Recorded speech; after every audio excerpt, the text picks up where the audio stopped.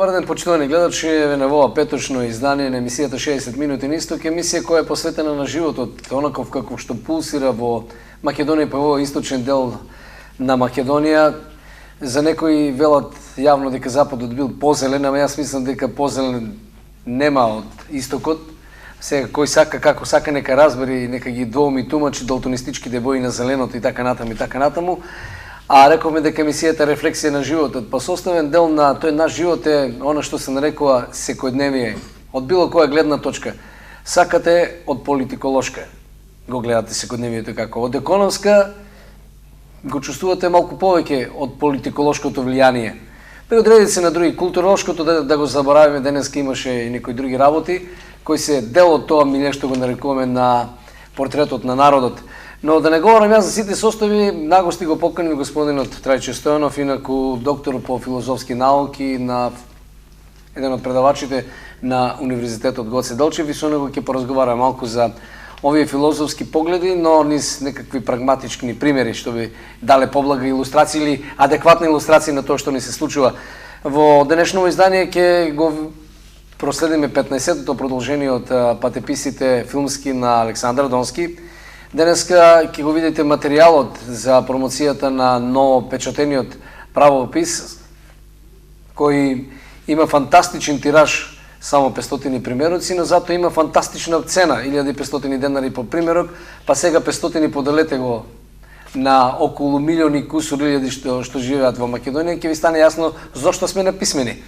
Ќе дознаеме што се случуваше во Сдруженијето на пензионери во Кочин, ја ќе го најме концертот вечерашен на Марија Димкова. Секојаш на почетокот правиме вовед со вестите што колегите од информативната редакција досега ги одработија. Нови 26 градежни парцели од денес на продажба нуди општина Штип. Се продава неизградено државно земјиште кој има различна намена, од хотели до геријатриски центри. Одборот на доверители на Индоминерали денес изгласа, а основниот суд Штип потврди ликвидација за индиската компанија која имаше концесијата на родниците Доброви и Тораница. Најдобро е било да донесе одлука за ликвидација на 1000 рудари. За да номираат вака нарати. Штерио Наков е некога кој беше некогашен генерален директор на Фершпет, е почесен конзул на Република Романија во Република Македонија за градот Штип. И оваа година општините од истокот не може да се договорат за заедничкото прскање против комарците. Работата е сит гладен, не верува, по кои имаат малку комарци, немаат разбирање за оние кои од нив не можат да кренат глава. Сега, тие што имаат помалку комарци, може би ќе имаат повеќе зика. Во оружен грабеж се случил во Штип 1 час пред полнок, маж со пиштол влегол во спортската обложувалница во населбата Сењак. Ајде да се кладиме колку пари зел. Не знаете?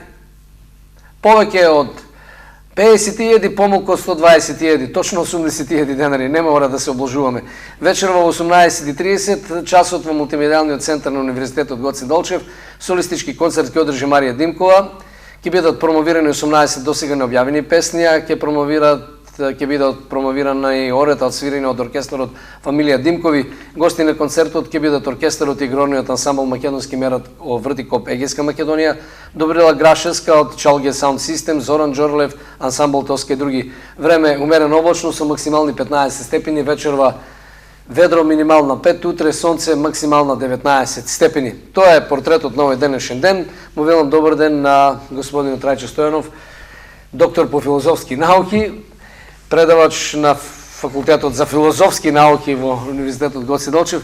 Господин Стојанов, кажав нешто во најавата, неколку реченици со кои се обидуваме да си направиме портрет, нека и карикатура од портрет на нас, луѓето. Според вас, каков е тој портрет во овие времења сега, актуелностите, не знам, вие како едно активен проследувач кој се занимава професионално со филозофијата или со учењето на животот, ние на граѓаните некако не успеаме да се снајдеме во ова галиматија с време. Што е тоа што е клучно во ова време? Каков е портретот? Ајде, пак тоа прашање. Благодарам на поканата, драго ми што сум тука. Па убаво самите го најавивте. Значи, се работи за една карикатурална и социјална, и политичка, и културна средина.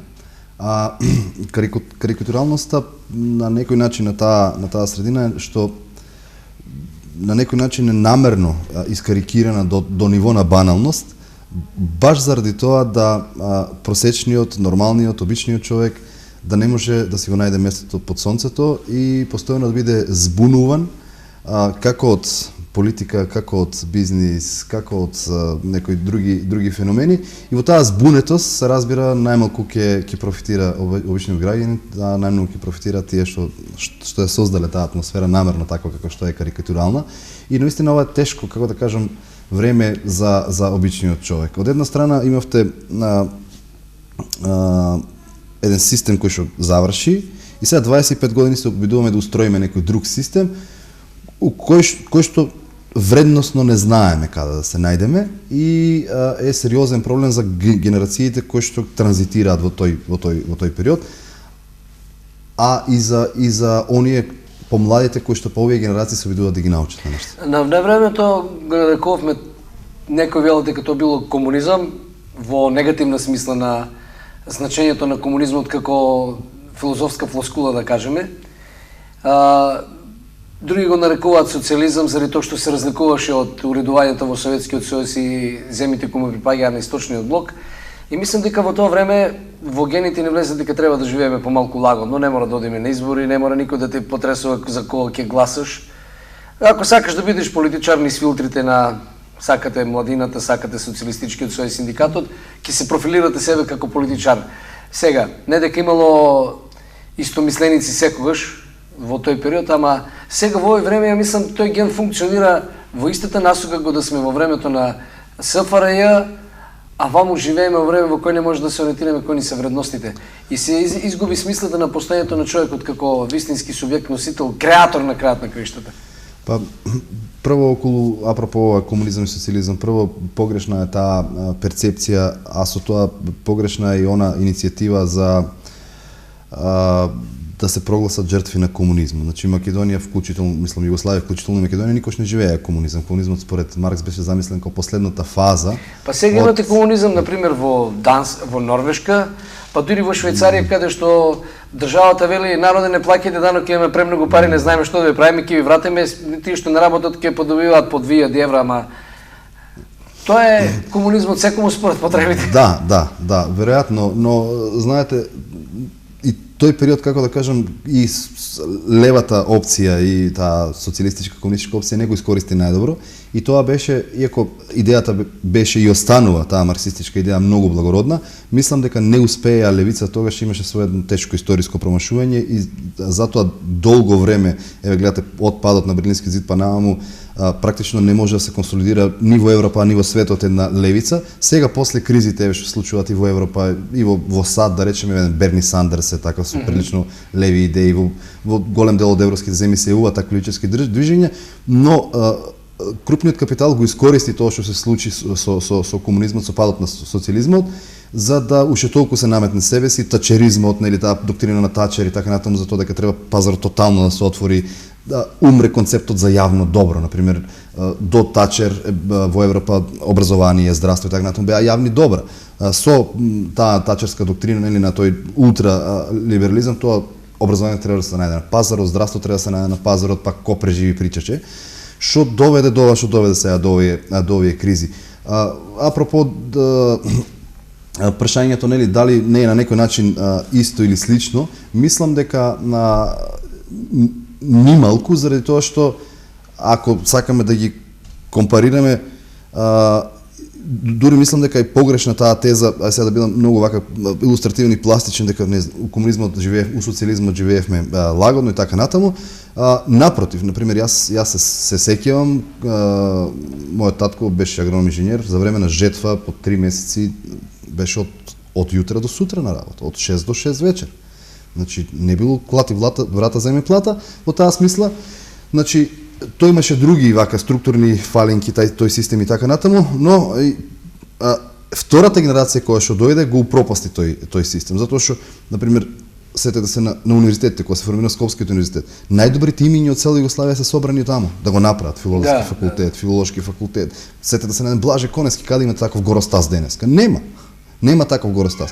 Втората генерација која што дојде, значи тие луѓе нема, како да кажам, таа прва генерација по војна немаа можност да соберат добар кадар, добри луѓе, без непотизам, без врски и така натаму, и тоа на некој начин ги унижи институциите и дојде до превработеност и така натаму, долга е. Но сега проблемот е сега што ние живееме во тоа раздобие во кое што тој систем нели го снема, но од друга страна немате се обидуваат да градат систем луѓе кои што немаат нити такви вредности, нити таков капацитет. Знаете, демократијата се учи. Има една поговорка, првите 100 години се тешки од демократија, после е лесно. Навистина, значи, долг период е на тоа дека се научите дека демократија впрочем значи тоа демос, тоест дека вие сте носители на политичкото и дека вие ја носите и обврската, и имате и слободата и правата. Колку во името на народот во ова време се прават глупости кои прочем влечат корени од далечната историја, се правило во името на народот, па во името на народот Хитлер така фино галантно уби некаде, ајде не претераме, 40 на милиони германци. Па многу интересно во името на народот, нели? Тоа е многу интересно, баш заради тоа го спомнав тој, нели, демос.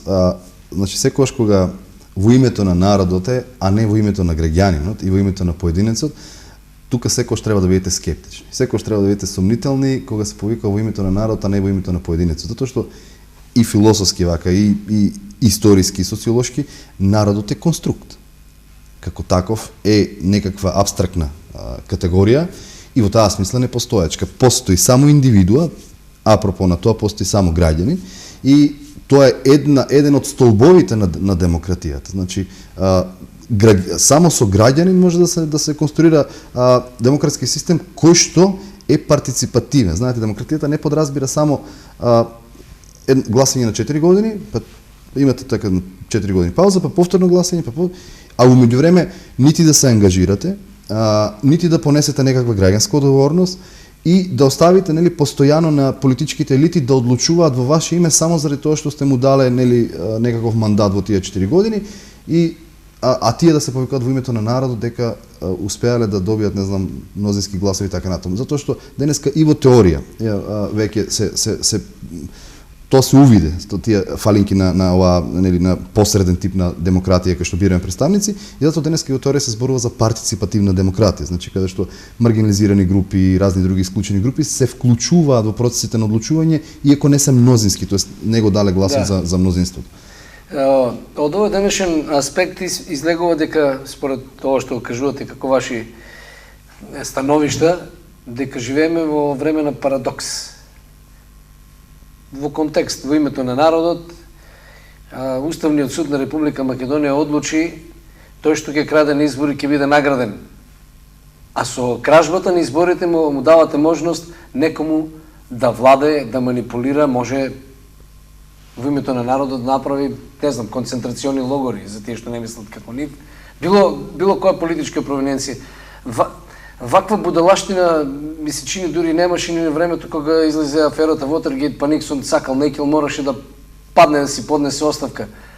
Па дури, не знам, вие по-сериозно ги имате тие истражувања. Живееме ли баш овако помалку налудничево време? Да, па како што реков, и намерно е налудничево. Значи, намерно е налудничево, значи секојдневието е и јавниот живот, политичкиот живот, јавното политичкото намерно е снижено до ниво на баналност. Кога ќе го снижите на ниво на баналност, воведувајќи во тој јавен простор, во тој јавен дискурс, воведувајќи сами по себе противречни тези, идеи, потези, политики, по некое време и на интелектуалецот му станува банално да го обсервира. Со тоа што му станува банално да го обсервира, се анестезира неговата желба да действува. Знаете, кога вие постулирате во јавниот простор една таква баналност, не само ова, например, во процесот на илустрација, ќе се сетите, например, процесот на илустрација беше измислен апропо ова што го зборувавме за социјализмот и комунизмот, да го исчисти системот од луѓето кои што вршеле јавни функции во социјализмот, тоест да не дозволи сега истите луѓе да го кројат новиот систем, затоа што, како што реков, не поседуваат нити капацитет, нити такви вредностни матрици и така натаму. И сега во тој процес ви го илустрира Славко Јаневски, мртов човек. Смислата на илустрацијата е да не врши функција. Како ќе врши функција Славко Јаневски? Па не знам, ама Тоа е обезличување на еден од столбовите на македонската литература. Меѓу другото, неговите вредности се многу поиндикативни од ова што некоја политичка будалетинка или, ајде да кажеме, дворски шут ќе донесе таква. Не се него, внимавајте каква е баналноста. Лустрирате мртов човек. Која е кјарта? Смислата на лустрацијата е да забраните да учествува во јавниот живот повеќе, особено во политичкиот живот. Која е смислата? Човекот е мртов. Па дури во сега што се случи со судијата на Врховни ред, го доби спорот врз основа на лустрацијата до Страсбург. Да, да го доби врз основа на постапката, иако содржината не ја спореше, Страсбург спореше постапката, се разбира. Па нека и тоа е сведоштво за тоа какви ни се устройствата за да лустрираме некако. И сега да се вратам на ова, кога банализирано секојдневието, до таа мера вашето уво и вашата, како да кажам, вашите интелектуални, рационални рецептори веќе се навикнуваат на се. Веќе вашиот праг на толеранција е неверојатно голем. Се може да помине. Така што во однос на ова мислам дека ајде да не ги сега да не влегувам во суверениот терен на правниците, да кажам дека тоа и правно е бесмислено, затоа што не бадијала законодавецот во претходниот закон ги предвидел да има исклучок за помилување токму за овие категории. Значи, затоа што со тие категории се удира најдиректно на основните човекови права и слободи. Значи, и во таа смисла, тука правнички тоа сосема јасно, но како што убаво забележавте, тука има еден парадокс, значи има една иманентна недоследност или противречност во логиката, во науката тоа се вика circulus vitiosus, магичен круг. Значи, помилува за изборни нерегуларности некој кој што своето право да помилува го црпи од изборите. Кои се нерегуларни. Кои што се, by the way, нерегуларни. Така што, значи, тоа е еден чуден магиосен круг, од кој што вака барем мене логички не ми е податли. Значи, вие правото да помилувате го црпите од тие избори, кои што треба да се легални и легитимни. Така што го немате нити легалитетот, нити легитимитетот да помилувате. Да претпоставиме, бидејќи предуставот сите граѓани се еднакви, нели? Предуставот. Така е. Тоа е основа.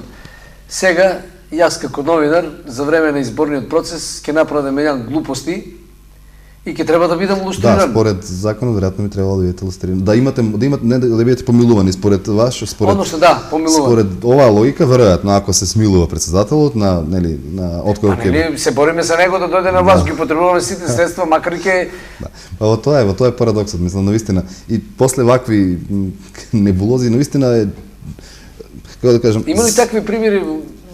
Мене не ми се познати. Мене не ми се познати, теориски барем не ми се познати, затоа што велам кршењето на овие законски регулативи задираат во основните права на човекот. Не бадијала таму има исклучок за педофилите, затоа што посегањето по интегритетот на личноста и телото на детето е едно од најтешките прекршувања, особено заради тоа што педофилите најчесто се рецидивисти, значи кога повратници. Кога излегуваат, повторно го повторуваат делот и така натаму. Значи тука ви е правото на слободно изразување на вашата политичка волја што го правите низ изборите. Тоа е едно од темелните права на демократите, на плурализмот. Така што тука директно се удира во тие темелни столбови на не само на една држава, на една заедница. Значи затоа што од заедницата тие основни вредности се пренесуваат во државата. Така што ако сакате да разнебитите една заедница, ова е најдобриот начин да го направите. Кога говориме, бидејќи грото тие работи задираат и во моралните вредности, она што го нарекуваме етика, колку ние како народ сме пропуштили во смисла да бидеме продуховени, да се однесуваме така како што треба, колку во еден таков контекст можеме да вклучиме религијата како некаква дел од таа од општествена заедница која функционира независно на која заедница религијска ќе бидете припадник. Ова е интересно за да се обсервира, особено во македонски услови. Да тргнем од религијата. Значи, таа представувала прилично кохезивен елемент во македонската заедница, во македонското општество и низ историјата навистина одиграла значајна улога. Но процесите на секуларизација, да речеме, на отргнување, одвојување на религијата и така натаму, и модернизирањето на животот, придонеле таа врска полека да се кине. Ова го анализирам уште многу одано на социологот Емил Диркем, кој што зборува за тоа дека религијата го обезбедува тоа органско единство на заедницата и вели, но со модернизацијата, со индустриализацијата на тоа органско единство се повеќе се кине. И вели сега, државата треба преку други форми, идеолошки и вакви онакви, да го субституира, да го замени тоа органско единство што го нуди религијата и да понуди некакво, тој го нарекува механичко, единство, но сепак единство. Сега ние не успеавме, на некој начин мислам дека не успеавме, иако дури и во социјализмот тој однос на македонскиот народ кон религиозниот феномен бил секогаш присутен, иако нели декларативно тоа беше едно атеистичко општество, да. Но народот наш го чувствувал затоа што Македонија и овие простори својата, како да кажам, својот идентитет никогаш не го граделе наспроти религиското, туку впрочем во религиското. И кај нас тие процеси на секуларизација што случувале во Европа у 17-18 век никогаш не се случиле, затоа што тука црквата никогаш не била непријател на народот. Секогаш била, значи комитети се криеле во црквите. А на запад, да речеме, кога се создавале модерните нации, црквата стоела како непријател наспроти новата надоаѓачка класа. И процесите на секуларизација биле потребни да се дистанцира црквата, моќта на католичката црква била огромна за разлика од православната. Апсолутно, ако присуствувате на инаугурација на кралеви и на цареви, тоа не важи титулата. Тогаш е јасно кој владеел. И сега кога доаѓаат новата нели елита која што настанала во тој период на индустриализација, тие не само што бараат права, бараат нели и моќ. И таа моќ не може мора да се ограничи моќта и на кралот, а со тоа и на црквата, нели? И новата елита ја правила го почнала тој процес на секуларизација. У Македонија, у нови простори тоа никогаш не било. Црквата тука никогаш не била наспроти народот. Прво не била толку моќна материјално. И значи ние не успеавме да го транспонираме тоа органско единство, не најдовме начин да го транспонираме тоа органско единство кое што го нудела религијата и тие институти религиски, како да кажам, да ги трансферираме во политичкото, да некој начин да го обезбедиме тоа единство низ политиката и затоа се случува и тој морален етички вакуум кој што го живееме. Ние навистина имаме сериозен проблем. Значи ако отидете во училиште, средно, основно и така натаму, вие ќе видите, нели знам, како задеваат деца, како употребуваат говор на омраза. И за нас тоа е нормално. Значи во САД има за тоа термин се вика булинг. Значи тоа е малтене казниво. Значи тука поминуваме често преку тоа деца се. Баш заради тоа што се деца е чудно како може да употребуваат таков говор на омраза. Знаете, тоа е и затоа е потребна освестеност и на децата и на родителите да сватат дека ние имаме проблем со моралот. Сериозно. Предлагам да направиме пауза, да пуштиме комерцијални пораки и да се вратиме на тоа, па дури да дефинираме кој крал во Македонија. Одиме со реклами.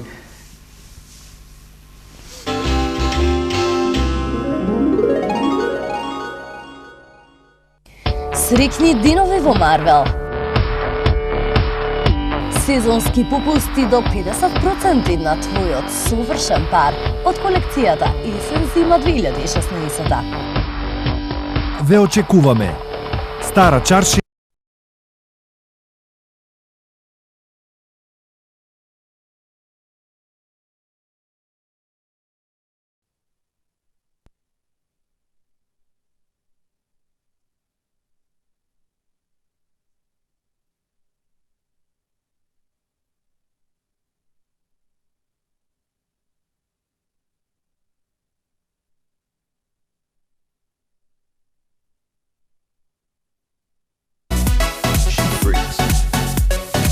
Сдружение на возачи, зашто сигурноста нема цена. Нада Меркур секогаш подобри од другите. Кравио сирење бучен козјак 248 денари. Шунка ПКБ мини 75 денари. Паста за заби Колгейт 57 денари. Глос за садови 46 денари. Омекнувач Виолета со гратис бришачи 139 денари. Купка Долв 179 денари. Дезодоранс Рексона 99 денари. Нада Меркур, населба Сењак. Кузе 2000 од Кочани е најголемиот салон за плочки и санитарија во источниот регион. Керамички, гранитни, стаклени и декоративни плочки, мозаики плочки од грб порцелан, кади, џакузи, туш кабини и паравани, мебел за купатила, чешми, ветса галантерија, ламинат, блендери, сомни врати. Во градежниот центар на Кузе 2000 комплет системи за сува градба, термофасади, канал системи, електро и водоводни материјали, бои лакови, лепила, ХТЗ опрема, оков за мебел, штрафовска роба и профи алати. Со Кузе 2000 откочени, планирано и направено. Во населбата Сењак, во приземјето на најубавата зграда во Штип, се отвори и најубавиот маркет во градот, Стандард.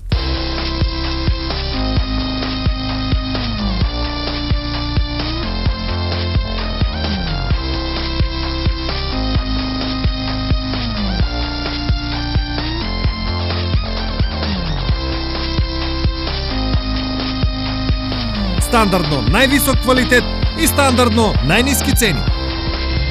Стандард маркет.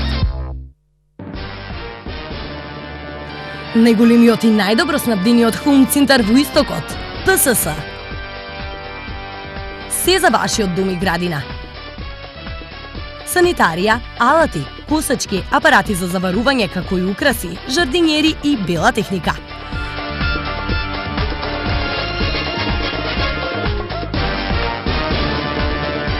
Дојдете и ќе се уверите. ПСС Home Center. Во Туш, одбрано само за вас. Осоговски крави кашкавал 309 динари. Маринирана свинска кременадла 269 динари. Пиле француско 119 динари. Осоговско мишано сирење 236 динари. Туш, каде добрите нешта чинат помалку. Од проект до реалност. Од идеја до најголем објект во Источна Македонија. Изграден од најквалитетни материјали, со многу вложен труд и енергија. Единствена можност за купување станови на 60 рати, без камата. Топ Инвест. Синоним за урбан стил. Стабилност и удобност на вашиот дом. Да се биде најдобар е предизвик, но и голема обврска кон сите потрошувачи кои го очекуваат само најдоброто.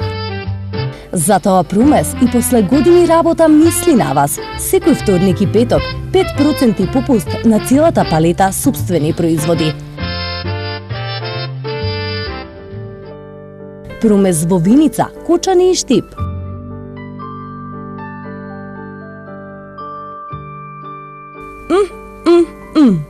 Абе прсти да изедеш.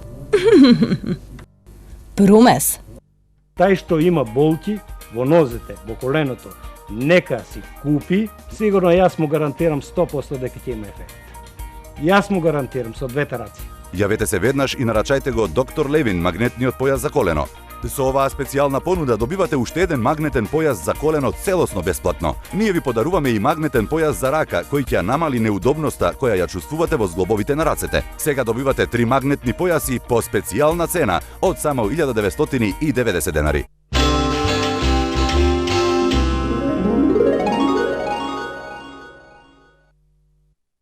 Ова е емисијата 60 минути на исток. Продолжуваме да разговараме со господинот Трајче Стојанов, доктор по филозофски науки на Факултетот за филозофски науки при Универзитетот Гоце Делчев во Штип. И едноставно мотивацијата беше за поканата и да направиме пресек на оно што се општествени случувања, но и да покажеме дека благодарејќи на Универзитетот, па и благодарејќи на сите институции, имаме кадри кои се доволно умни и паметни да ни одгонат над некои нешта кои самите себе не може да си ги објасниме. Господине Стојанов, говоревме за тоа кој, што и како е. Ми се чини дека ние полека наликуваме на некаква монархија во која парламентарна не сме, баш парламентот е играчка за мали деца, ама не некако некој сака да биде крал. Барем јас таков печаток имам. Се менува ли политичкото уредување или уставното уредување на Република Македонија? Во овие моменти не карикирам заради кралот, инаку може да кажеме дека кралот е гол. Номинално не, значи ние номинално сме парламентарна демократија, имаме легални легитимни прашања избори секои 4 години, тоест и порано и почесто. Но суштински на некој начин инклинирате кон тоа да она што го зборував пред малку, да не овозможите партиципативност на граѓанинот. Кога вие оневозможувате партиципативност на граѓанинот, кој што е субстратот и темелот на демократијата, на некој начин го лишувате граѓанинот и од неговите прави, од неговите слободи, но и од можноста на тој граѓанин да придонесе нешто. И мислам дека главната, сега може претежок збори, но главната вина во тој процес ја носи самиот граѓанин. Затоа што треба да разбере, ја инклинирам така во размислувањата кон некоја левичарска идеологија, да кажам, и имам една теза која што така долго време ја промовирам, дека имено заедницата како таква, а со тоа и политичкото, настанала заради обесправените, маргиналните, помалку моќните, послабите. Затоа што на силниот не му треба заедница, не му треба на институција. Ако е физички посилен, ќе ве натепи. Ако е финансиски помоќен, не знам, што ќе ви направи, политички, ако е моќен. Значи, ние се организираме во заедница именно заради таа некаква лева идеја на солидарност, на заемно помагање. Заедницата е настаната како, да кажем, левичарска идеја, како идеја на солидарност, на заемна почит, во името на тие послабите.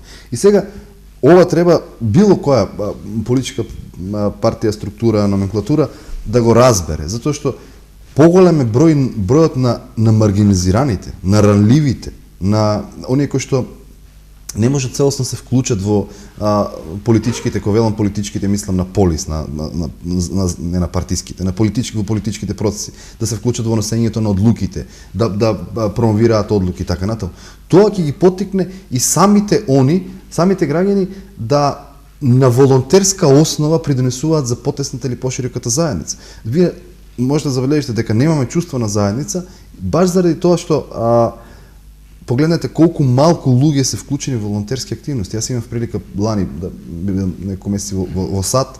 Едно од најголемите граѓански доблести е волонтирањето, да придонесете бесплатно за вашата заедница. Значи, така што тоа укажува на таа партиципативност, на таа вклученост на граѓанина.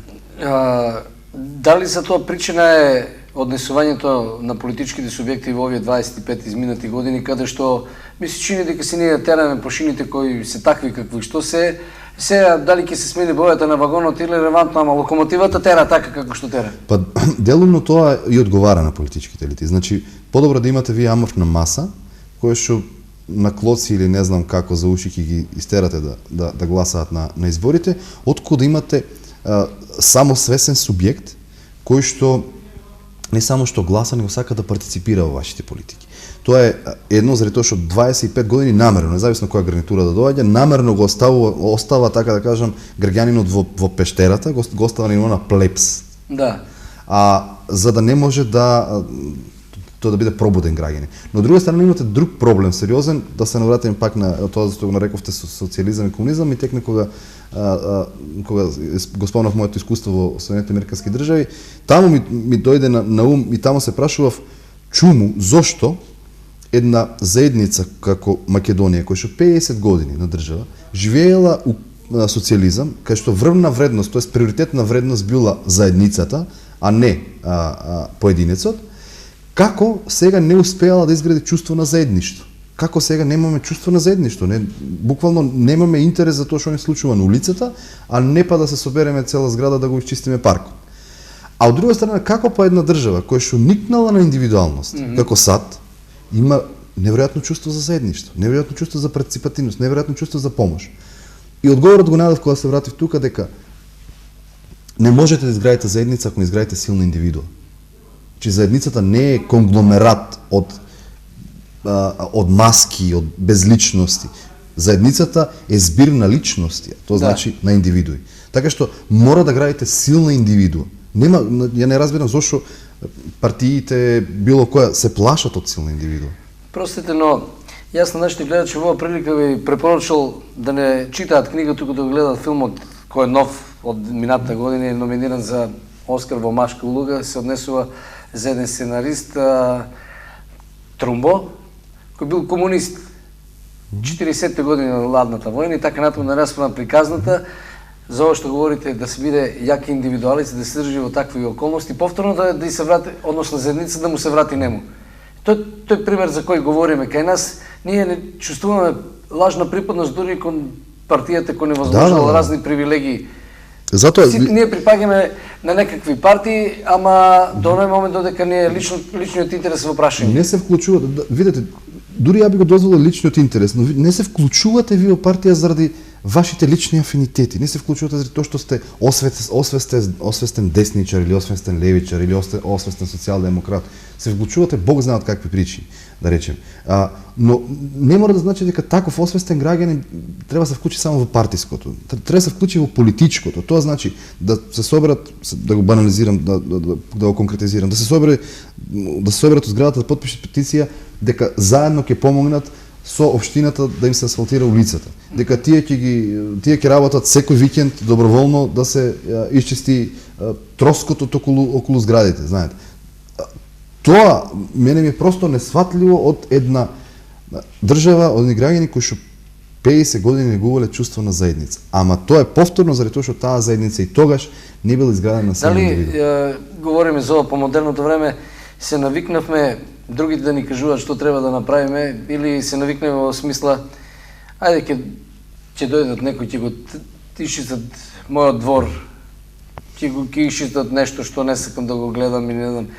Без при тоа да преземеме собствена иницијатива да си го исчистиме или да си го редиме дворот така како што ние посакуваме. Па веројатно тоа е чувство родено. Видите, Македонија има интересна историска судбина. Знаете, постојано потлачувана, постојано погазувана и така натаму. И тоа има тоа чувство на тоа дека ништо не зависи од мене е историска наслага кај македонскиот народ. И веројатно таа наслага треба да се исчисти. Таа наслага на некој начин си ја прифативме и во таа заедничка држава. Например, ако се сетите вие, јас да речеме студирав од книги кои што беа само на српски или на хрватски. Да. Ние едва имавме преведени 5, 10, 15 книги од областа, знаете, или пак напишани. Се навикнавме на тоа дека Белград ќе ни сервира, Загреб ќе ни сервира. Значи, добро и сега исто да Скопје ни сервира. Па на некој начин да, но се пак сме една држава да кажам, но на некој начин се навикнавме на тоа дека ние нема потреба да се трудиме. И јас, како да кажам, сакав да видам некоја политичка номенклатура кој што ќе гори од желба да го еманципира овој народ, наместо да го потлачува и негира.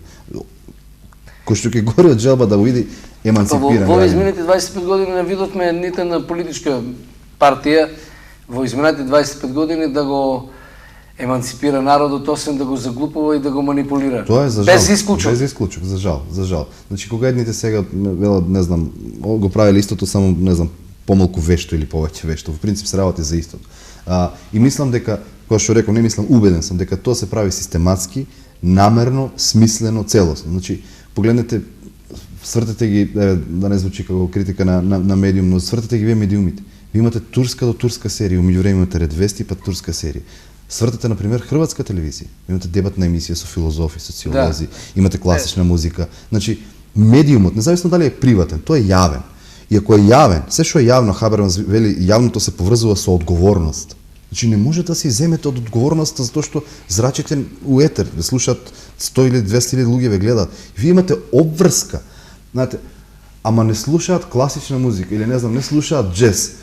Добро, не слушаат сите, слушаат некои. Ама сакаат турски серии. Знаете, тоа е многу, како да кажам, тоа е многу банално образложение. Тоа е кога да влезам на час и да кажам, да ме прашат зошто не предаваш филозофија, етика, зошто кажуваш вицеви, сакаат да слушаат вицеви. Да, они би сакали да немаат часови, но мојата обврска е да ги влечам нагоре, да ги еманципирам. Мојата улога на еманципатор е таму во училница. Значи јас морам да го направам, тоа обврска ми е. Не само што земам плата, него мојот народ ме обврзал, ме школувал, ми платил образование, ме довел до некоја позиција, ми дал можност, ја имам обврска. Најдобро би било тие да слушаат вицеви, наистина. И да ми пишат. Добро, народот сака да не даде печо на јагнете. Тоа е, но некои работи се тешки и баш за тоа се тешки мора да се прават. Колку појавата на нови, условно кажано, политички субјекти, па дури од така наречена филозофска рамка, каде се појавува левицата, да не испадне дека рекламираме политички партии, ама колку појавата на вакви во овој момент политички субјекти кои досега се држеа настрана, речеме, ако пред 25 години владееше Сојузот на комунистите и од него не остана парам парче, буквално, не мислам на материјални добро, туку на човечки субјекти, тие што го воде Сојузот на комунистите, кои се уште живи, молчат ги нема никаде.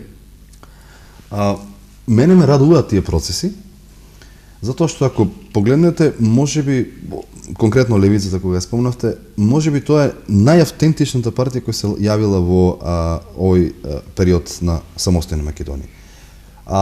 Еве, ајде, дури и пред ВМРО, ако ја земете ВМРО како некаква десничарска идеологија, која што никнала во периодот на осамостојувањето на Македонија и никнала како некаква историска потреба. Значи, да бидеме реални, таа никнала како некаква историска потреба да се востоличи, зацементира македонскиот национален идентитет. Но на друг начин, овие 20 кусур години транзиција од тие млади момци и девојки кои што протестираа по улиците по разни поводи, во тие гледам некаква свест, некаква еманципаторска свест, некакви еманципирани лица кои што се никнати на суровите транзицијски услови. И тоа е една млада генерација, еден нов дух кој што навистина мислам дека има голема доза на автентичност. И тоа е, видите, многу често се формираат, кај нас се формираат, се расформираат партии така натаму, но ниту една не може да се препознаете со силна идеолошка провиниенција. Ви никнат некој Фроден. Каква е идеологијата? Зошто би ја требало да гласам за некаков си Фроден? Како стоите вие? Лево сте, десно сте, нека им простат се, што ги споменам, но ми текна затоа што последни се формира. Истите правила важат и за другите. Како се формиравте вие? Која е вашата идеолошка? Кога зборам идеолошка, мислам позитивна смисла, која е вашата идеја?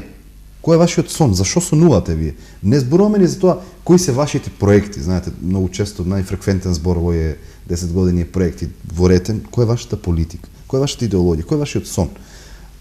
За што се залагате? И во таа смисла мислам дека овие левичарски движења од разни невладини организации, Солидарност и Ленка, кои што беа постојано на улиците и кои што се луѓе активисти, се собрана на автентична идеја и јас наистина се радувам и го поздравувам тоа основно. Кој најмногу влијаеше на младите луѓе да се откажат од некакви соништа? Лани ги имавме мноштво. Ова година мислам дека пролета се уште не расцутила. Видете, ситуацијата воопшто не е розова и овде соништата многу брзо ме напуштаат. Вие имате, замислите, млад човек у своји 22-3 години, пуна снага, учи, студира економија, студира право, жедно пие, сонува дека ќе влезе некаде во некоја институција, ќе работи, ќе се дава, и одеднаш многу брзо, знаете, ентузијазмот природно некако со годините спласнува, но овде и заради околностите многу брзо, за година-две, тој сваќа дека не само што не може да го реализира својот дар и својот сон, туку напротив мора да прави компромиси и со својот дар и со својот сон и со себе си, и тоа значи дека многу брзо ќе се уништи себе си. Така што мене ми е наистина, гледам и меѓу моите студенти и вака познаници и пријатели, има брилијантни луѓе, има брилијантни деца. И мене ми е жал што ниту една до сега гарнитура не го препозна главниот извор на моќта на една мала држава, а тоа се луѓето. Значи, Македонија нема ни нафта, нема ни тоа е мит дека Македонија не знам земјоделска држава и така дека земјоделска. Како село е? Значи, и никој не го препозна тој потенцијал. Најголемиот потенцијал се поединците. И за 25 години ние да инвестиравме во поединците, до сега мислам дека тие ќе направеа многу значајна трансформација. Поединците ама со поединечни акции, не во заедницата. Барем знаем од време на време да слушаме некакви вести за индивидуални резултати, не за резултат кој би подобрил нештата. Вие како единствен виновник за целата состојба го спомнате тој крајно десничарски либерализам кој што го живееме се уште, кај што економските параметри влијаат на стандардот, кај што се компарираме по доларот и по еврото со тие стандарди, ама парите да ги трошиме во Македонија. Колку сето тоа има некакво влијание, некаква психоза да се јави за дефетизам, буквално да нема ронка, дури граѓаните се чувствуваат како заробеници, затвореници во сопствената држава. Огромно влијание. Ние доправо како држава се отвараме кон тој најсуров форма на капитализам и на некој начин тоа што го промовираат како преднос за мене представува во известна смисла недостаток. Значи тој суров неолиберализам не признава ни нации, ни вредности, ни морал, ни етика. И ние отворени кон тоа се оставивме себе си на една таква ветрометина да како ураган помине капиталот. Значи, ако погледнете, ова не е ништо ново, ова приказна се случи пред 10 години во Чешка, Полска, Словачка, од Централна Европа се случи, значи доаѓаат, отвараат компании, после ви оставаат лименката, заминуваат надолу, таму можете да сајте печурки слободно таа после лименка од градба што е оставиле, ги товарат машините или не ги товарат затоа што машините во еден индустријски процес од 7-10 години се амортизираат, мора да се обноват. Така што ја остават комплетно, се заминуваат, така да можете сега да забележите како ќе тече тој процес Албанија, Косово, Македонија, од тука наум ќе се преселат кон оние подречја кои што ги девастира Сирија, Либија и така натаму, така што тоа е веќе видена приказка на тој неолиберализам и секоја држава сериозен проблем има со тоа. Значи тоа не е само наш греф или наш проблем, но тоа е сериозен проблем на тој суров капитал кој што е безмилосен. Морам, завршувајќи го наш разговор, да прашам, има ли надеж за нас? Ово ми е секогаш наистина, како да кажам, јас сум по природа човек што сака да верува дека наистина можеме да бидеме надежни, но од друга страна многу се плашам и за иднината и на сопствените деца и на овој народ. Наистина ми е, како да кажам, можеби премногу песимистички за крај, но мораме да се вразумиме, да сватиме дека мораме на сопствените потенцијали да се изградиме сопствените. Ова ме посетува на она анекдотата кога се сретнале песимистот и оптимистот, може да ја знаете. Оптимистот вели од ова, односно песимистот вели од ова поцрно не може да види, а оптимистот вели како не може да види уште поцрно. Тогаш јас сум оптимист. Благодарам за разговорот и посакувам успех. Си гледаме во следна прилика. Емитуваме комерцијални пораки.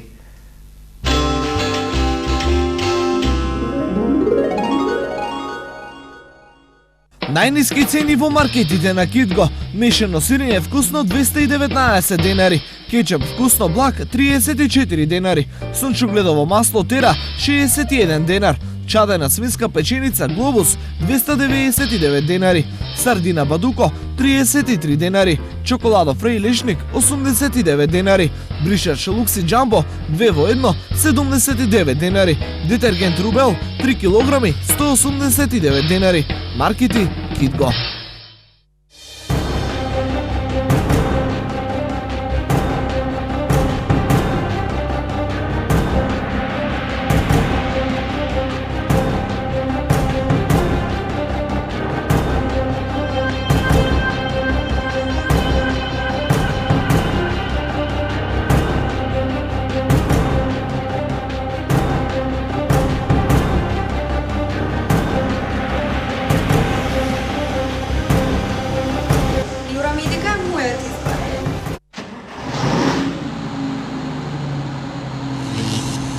Супериорна стартна сила. Акумулатори Топла. Конечно, концертен спектакл кој долго го очекувавте. Саша Ковачевиќ. Стани мало, биće sjajno ako nam se desi slučajno. 19 март, Арена Борис Трајковски. Влезници преку купи карти за се, Југотон, Цвеќара Розеверо 2 и сите локални места низ Македонија. Организиран превоз од сите градови. Спектакуларен концерт на најбараниот пејач на Балканот, Саша Ковачевиќ во Скопје. 072 68 08 03 078 23 40 30. Кузе 2000 од Кочани е најголемиот салон за плочки и санитарија во источниот регион. Керамички, гранитни, стаклени и декоративни плочки, мозаики плочки од грб порцелан, кади, џакузи, туш кабини и паравани, мебел за купатила, чешми, веца галантерија, ламинат, блендери, сомни врати. Во градежниот центар на Кузе 2000, комплет системи за сува градба, термофасади, канал системи, електро и водоводни материјали, бои лакови, лепила, ХТЗ опрема, оков за мебел, штрафовска роба и профи алати. Со Кузе 2000 од Кочани, планирано и направено. Старењето на кожата е природен процес, но можете многу лесно да го запрете часовникот на вашето лице. За кратко време ќе ги избришете годините и ќе се подмладите. Мите се редовно со сапунот од козјо млеко со коензим Q10. Резултатите се видливи само по 1 месец, а долготрајната употреба е вистински погодок за лица со над 35 години. Сапунот може да даде одлични резултати и за другите делови од телото, вратот, рацете, градите. Добре дојдовте! Најголемиот, најснабдениот, најефтиниот мегамаркет во градот ве очекува. На 5000 метри квадратни и собствен паркинг со над 100 паркинг места. Елкос Груп. Елкос Груп. Се на едно место. Храна, пијалоци, електрика, бела техника или пак гардероба. Елкос Груп, каде купувањето носи насмевка. Срекни денови во Марвел. Сезонски попусти до 50% на твојот совршен пар од колекцијата Есен зима 2016. Ве очекуваме. Стара чаршија, Штип. Марвел. Ладно цедени масла за секојдневна употреба. Масло од сончоглед, исцедено од природата. Фила.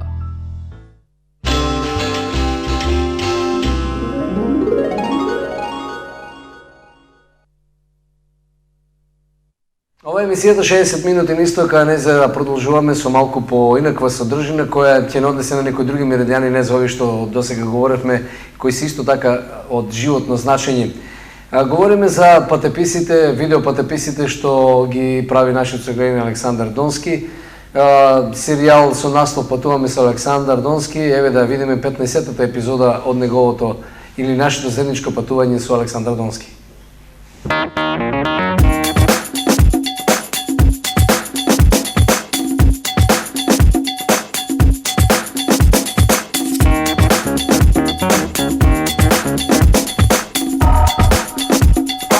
Конечно од изворот. Одеме накај. Таму кале по многу жешко.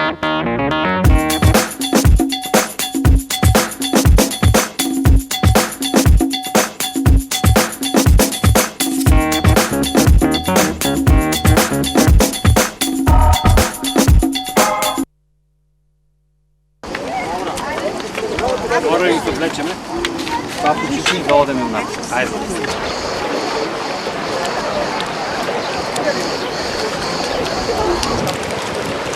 Сепак се лузга. Тамо кој што има алги па на.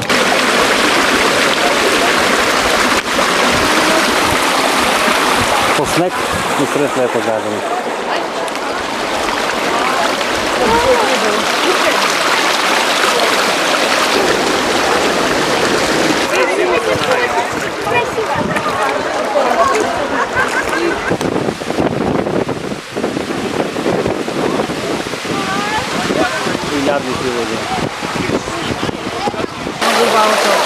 Гледај таму како да е замрзната вода. Запустил по другой дороге.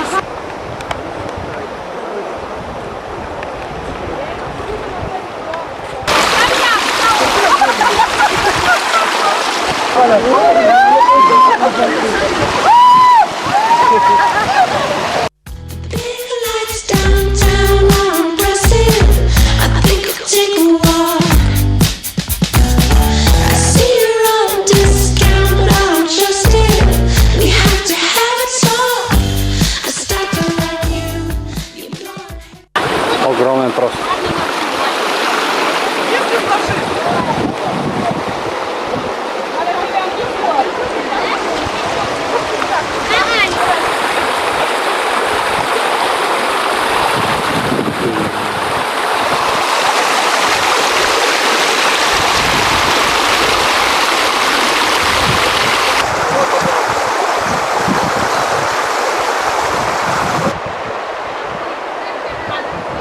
Снег газа чизмите ми се враци.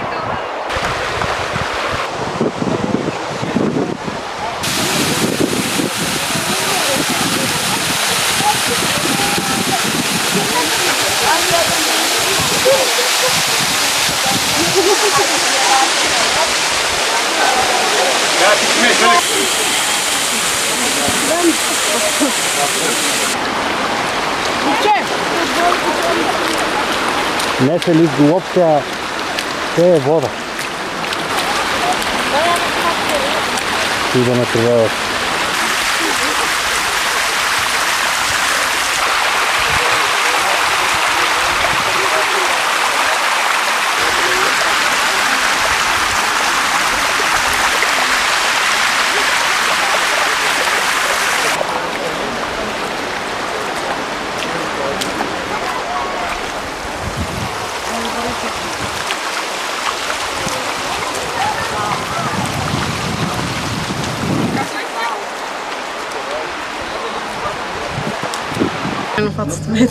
Bello.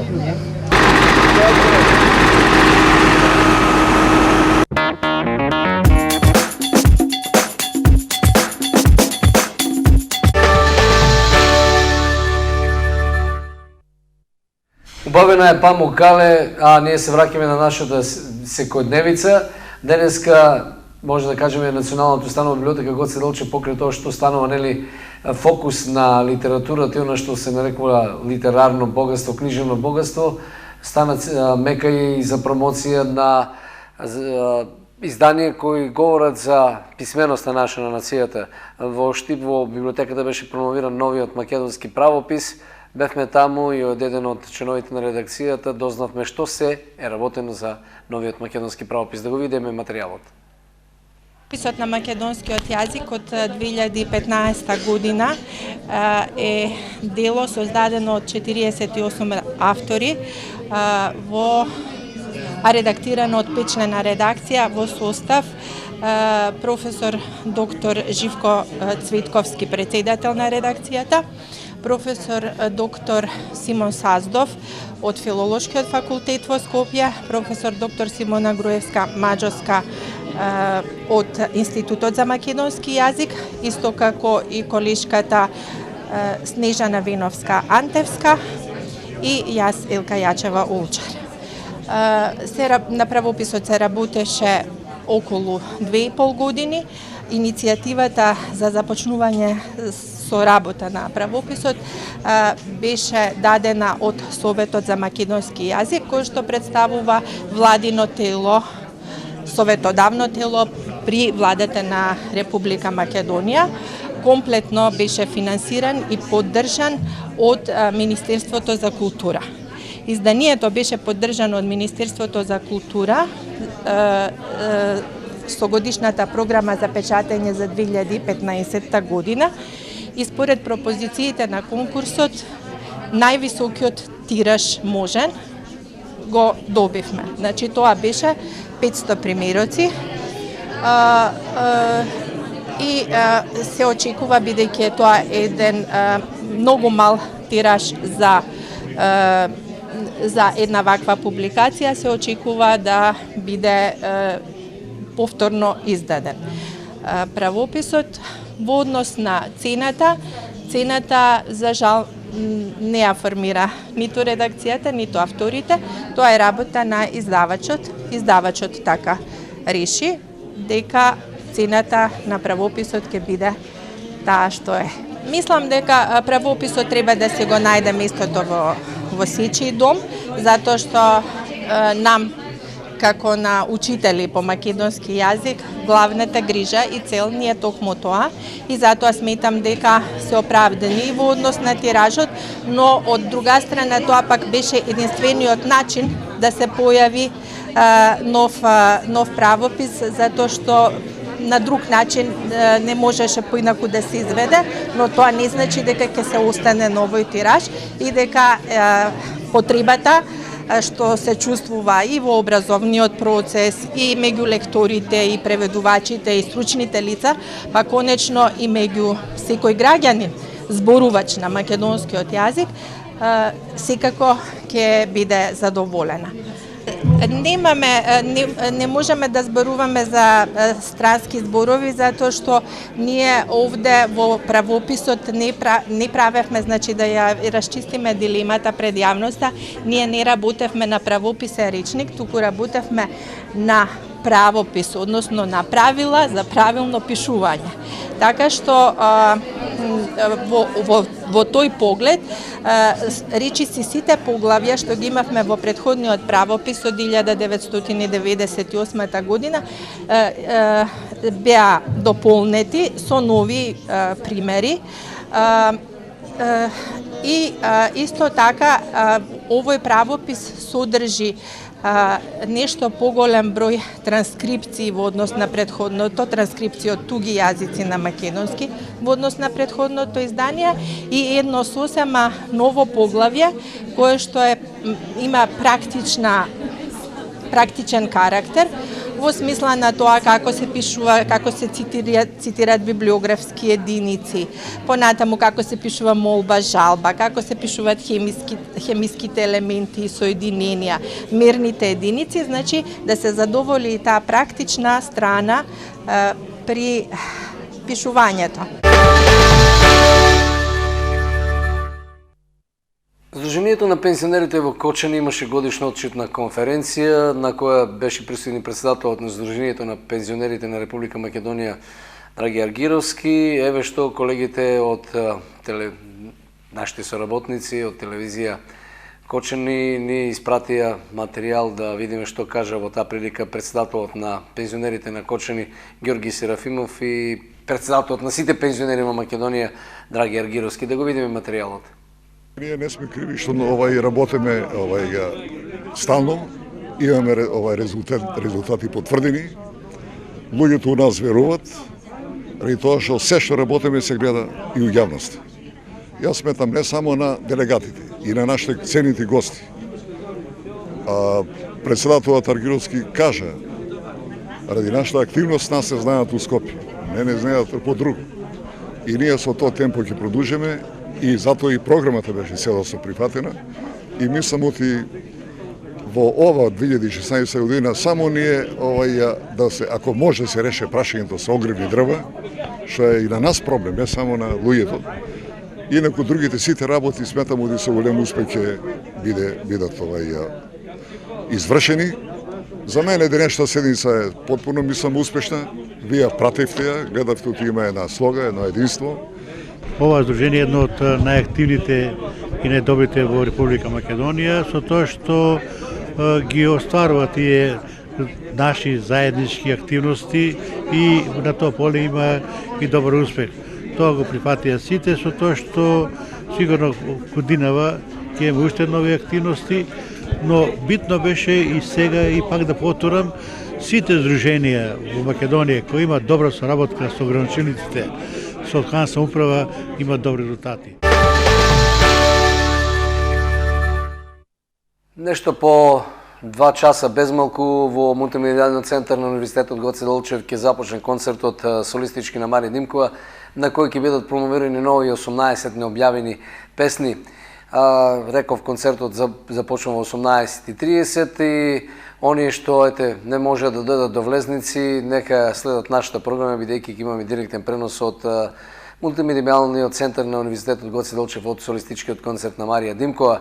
Но еве што за своите песни или за песните што потекнуваат од Егејска Македонија на пресконференцијата што се одржа завчера говореше Марија Димкова.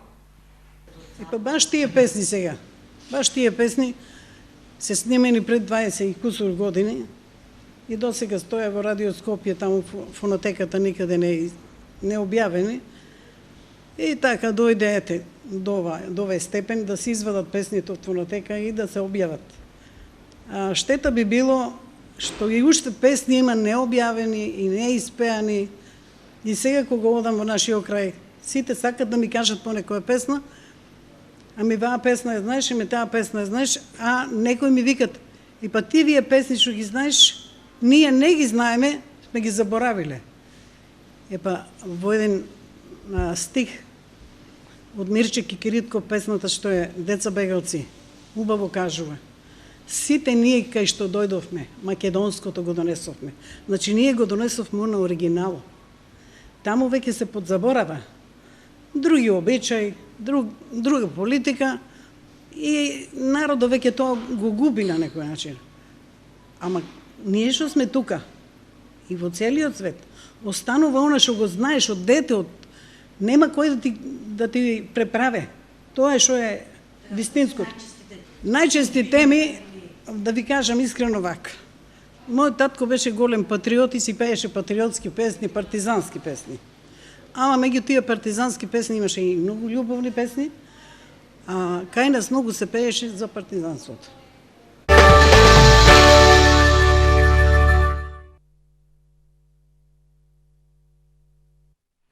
Додовме до самиот крај на ово денешно издание на емисијата 60 минути на исток. Следуваат Топ Спорт, Флеш Интернешнл, вестите на телевизија Стар, емисијата Што мисли народот, а потоа и директниот телевизиски пренос од концертот на Марија Димкова. Останете со здравје и бидете секогаш со програмата на телевизија Стар.